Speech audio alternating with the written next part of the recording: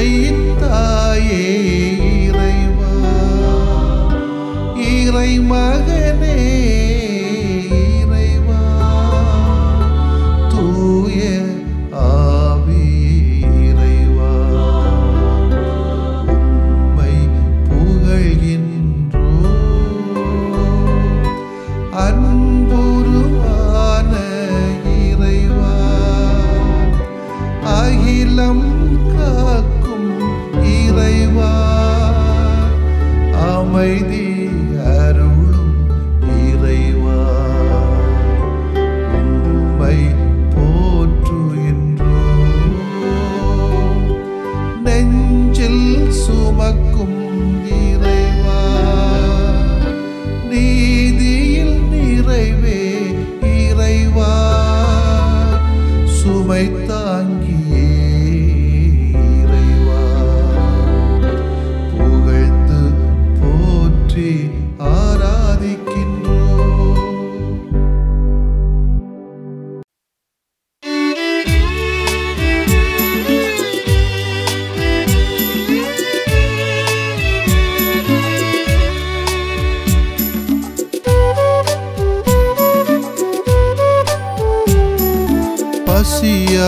பசியாயிருப்போர்க்கு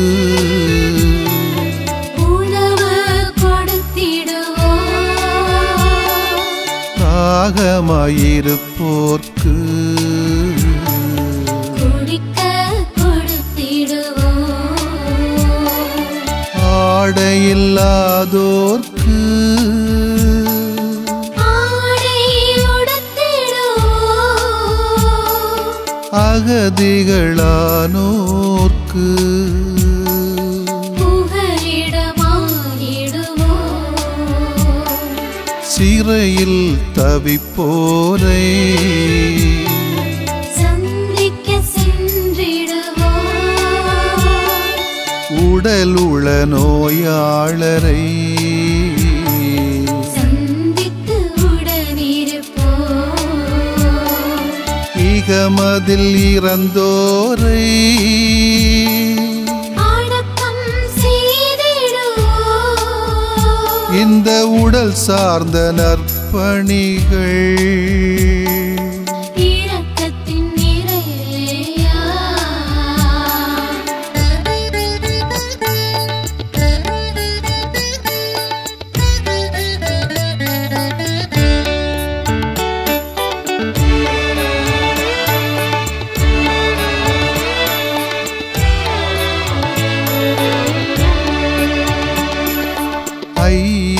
ஐயப்படுவோர்க்கு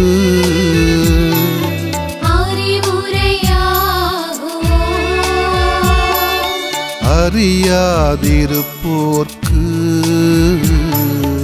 அறிவை அளித்திடுவோம், பாவியாய் வாழ்வோர்க்கு அறிவுடன் வழிகாட்டுவோம், துயரப்படுவோர்க்கு ஆறுதலாய் வாழ்வோம், குற்றம் குறைகளை குறைவின்றி மன்னித்திடுவோம், தீங்கு செய்வோரை பொறுத்து ஏற்றிடுவோம், வாழ்வோர் இறந்தோர்க்கா ஜெபங்கள் செய்திடுவோம், இந்த உளம் சார்ந்த நற்செயல்கள் இரக்கத்தின் நிறைவேயா, இரக்கத்தின் நிறைவேயா, இரக்கத்தின் நிறைவேயா.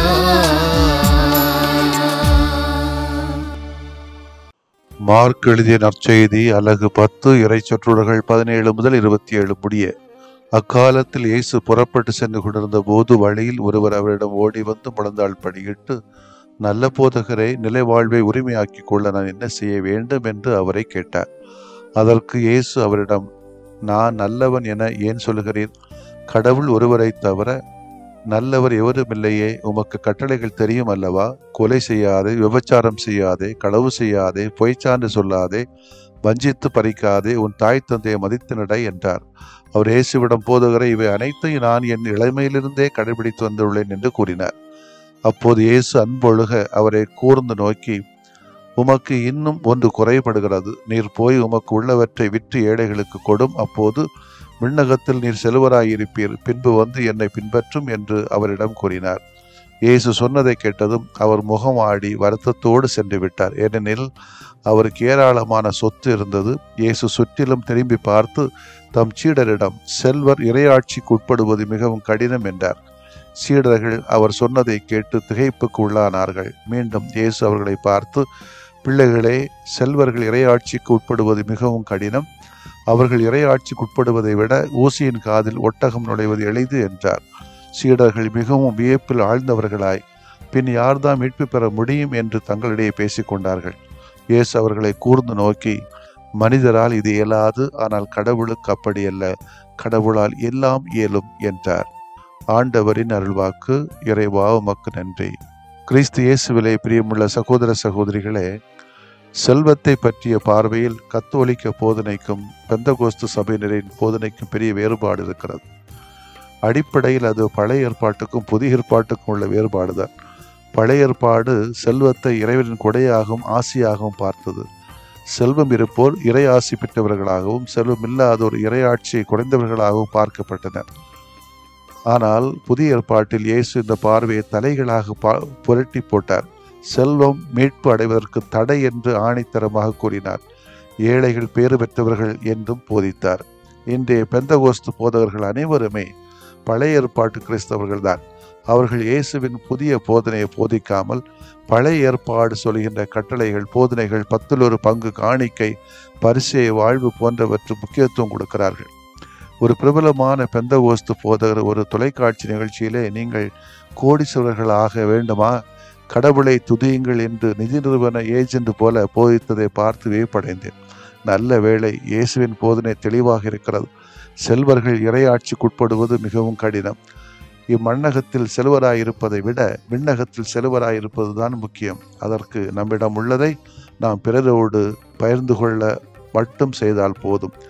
இப்போதனை பற்றி தெளிவாக இருப்போம். பிறருக்கும் எடுத்துரைக்க வேண்டிய கடமை இருக்கிறது. எத்தனை இளைஞர்கள் இன்று முகவாட்டத்தோடு வரைகிறார்கள். போதை, மது, மாது, கேளிக்கை இவற்றால் நிம்மதி இழந்து தவிக்கிற இளைஞர்கள், இளம் பெண்கள் நம்மிடையே இருக்கிறார்கள். தகவல் தொடர்பு தொழில்நுட்பத்தால் நல்ல வேலையும் பையும் நிறைந்த சம்பளமும் பெறுகிறார்கள். ஆனால் இந்த இளையோர்களின் கூட்டம் ஒரு வகையான இடங்களில் அதிகம் கூடுவதாக படிக்கிறோம். இதனால் நம் இளையோர்கள் பலர் பணத்தையும் உடலையும் உள்ளத்தையும் இறுதியிலே வாழ்க்கையும் இழந்து தவிப்பதை பார்த்திருக்கிறோம். இப்படிப்பட்ட நிலையில்தான் அந்த இளைஞன் இயேசுவிடம் வந்தான். இயேசு அவனிடம், நீ நல்லவன், ஆனால் உன்னிடம் உள்ள பணம், சொத்து உன்னை மயக்கிவிட்டது. அதை தவறாக பயன்படுத்தி நீ உன் வாழ்வை அழித்து கொண்டாய். நீ தவறு செய்யவில்லை, ஆனால் நல்லது செய்ய தவறிவிட்டாய். அதுதான் நீ சந்தோஷமில்லாமல் இருப்பதற்கு காரணமாகவே இன்றிலிருந்து சில நல்லவற்றை செய்ய தொடங்கு என்றார். அந்த இளைஞன் இன்னும் முகவாட்டத்தோடு அலைந்து கொண்டிருக்கிறார். நம்முடைய வரவில் 1% கஷ்டப்படும் மாணவர்களின் கல்விக்காக கொடுப்போம். மாதந்தோறும் கருணை இல்லங்களில் வாழ்கிற ஒரு குழந்தைக்கு கொடுப்போம். அதிலே கிடைக்கிற மகிழ்ச்சி உங்கள் வாழ்நாளெல்லாம் உங்களையும் உங்கள் குடும்பத்தையும் மகிழ்ந்து நிறைந்து வாழச் செய்யும். தவறு செய்வதை விட பெரிய குற்றம் நல்லது செய்யாமல் இருப்பது. நல்லது செய்வோம், நலமே வாழ்வோம், நிலை வாழ்வு பெறுவோம். மன்றாடுவோமாக. ஒப்பற்ற செல்வமான இயேசுவே, உம்மை போற்றுகிறோம். உம்மை விட பெரிய செல்வம் எதுவும் இல்லை என்று நாங்கள் உணரச் செய்யும். எங்களிடம் இருக்கின்ற செல்வம், ஆற்றல்கள், திறன்கள், திறமைகள் யாவையும் பிறரோடு நாங்கள் பகிர்ந்து வாழ அருள்தாரும். இதனால் நாங்கள் நிலைவாழ்வு பெற்றவர்களாக மாறுவோமாக. ஆமேன்.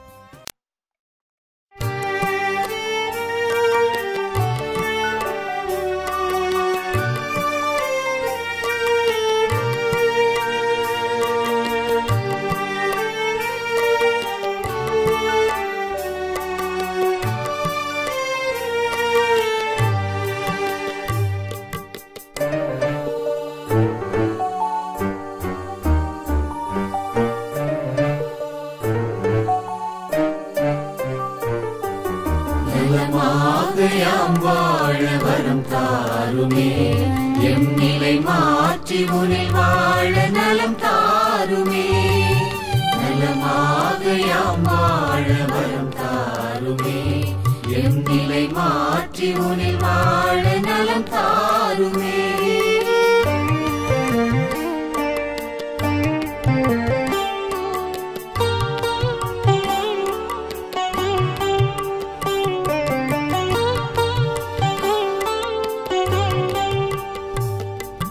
மகிழ்வில்லா மனமென்றால் மனநோயா அதில் மகிழ்வாக நீ வந்து நலம் தாருமே நலமாக யாம் வாழ வரம் தாருமே பொய் கூறும் நாவென்றால் பேய் நோயா அதில் மெய்யாக நீ வந்து நலம் தாருமே நலமாக யாம் வாழ வரம் தாருமே எம் நிலை மாற்றி உனில் வாழ நலம் தாருமே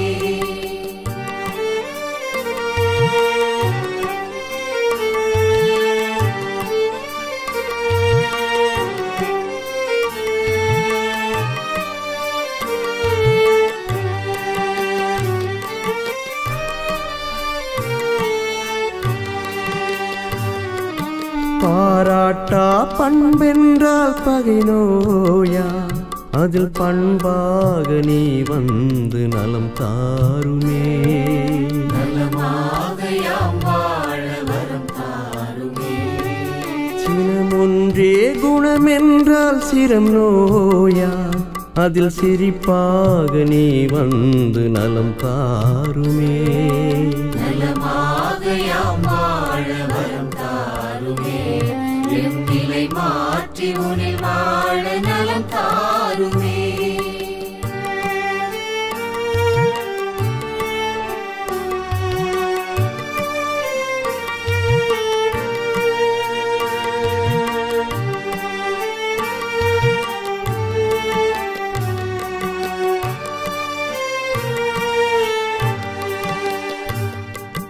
உழைக்காத உடல் என்றால் உயிர் நோயா அதில் உழைப்பாக நீ வந்து நலம் தாருமே நலமாக யாம் வாழ வரம் தாருமே கனியாத உளமென்றால் கடும் நோயா அதில் கனிவாக நீ வந்து நலம் தாருமே நலமாக யாம் வாழ வரம் தாருமே எம் நிலை மாற்றி உனில் வாழ நலம் தாருமே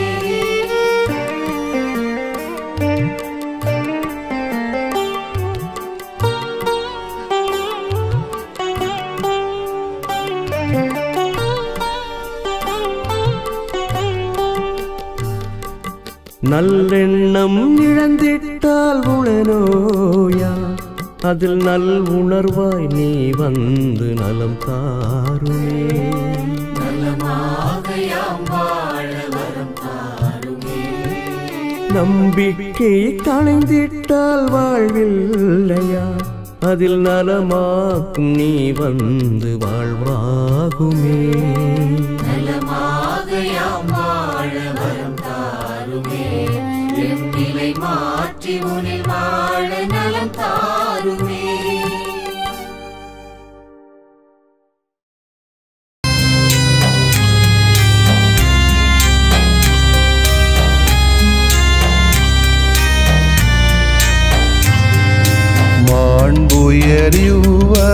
மாண்புயரிவருள்ளடையாளத்தை தாழ்ந்து பணிந்து ஆராதிப்போம்.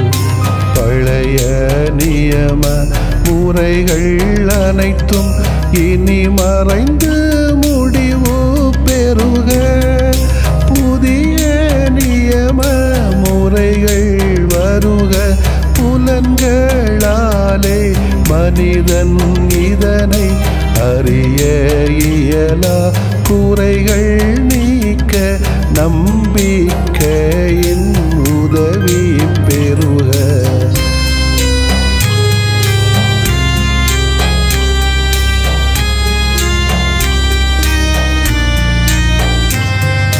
தந்தை அவர்க்கும் மகன் மகன் அவர்க்கும் புகழ்ச்சியோடு வெற்றியாக்கும்.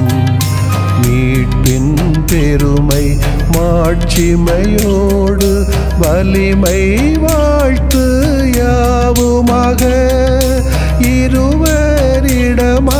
வருகின்றவராம் தூய ஆவியானவர்க்கும்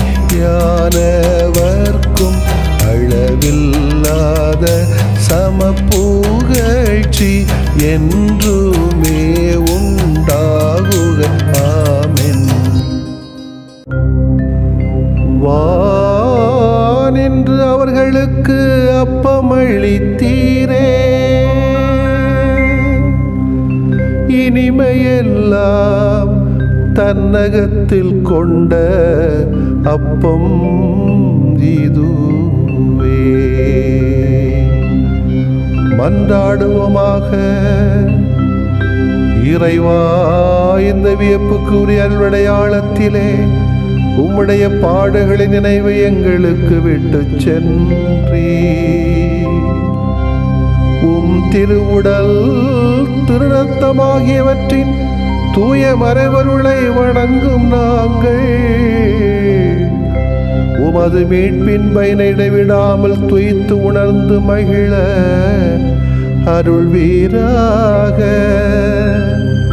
தந்தையாகிய இறைவனோடும் தூய ஆவியாரின் ஒன்றிப்பில் இறைவனாய் என்றென்றும் வாழ்ந்து ஆட்சி செய்கின்ற உம்மை மன்றாடுகிறோம்.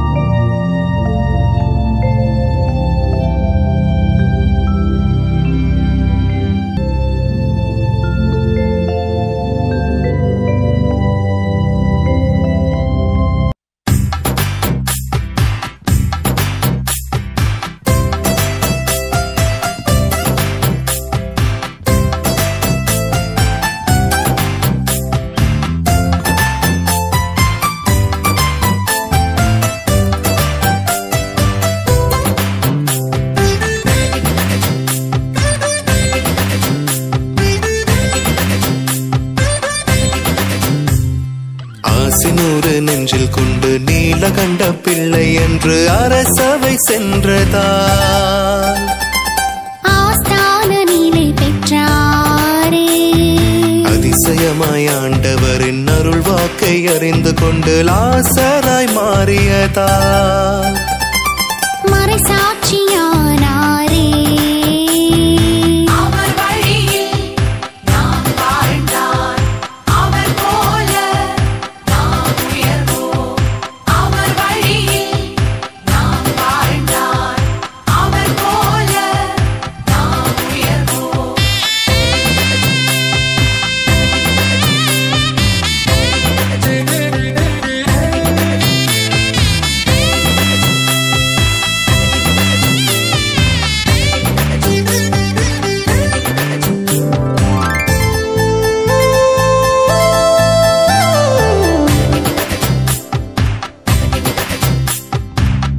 செல்வம் தேடி வரும் பெயர் புகழ் நாடி வரும் வரும் யாவும் நொடி பொழுதில் பொடி பொடியாய் மாறிவிடும். கோடி செல்வம் தேடி வரும் பெயர் புகழ் நாடி வரும் வரும் யாவும் நொடி பொழுதில் பொடி பொடி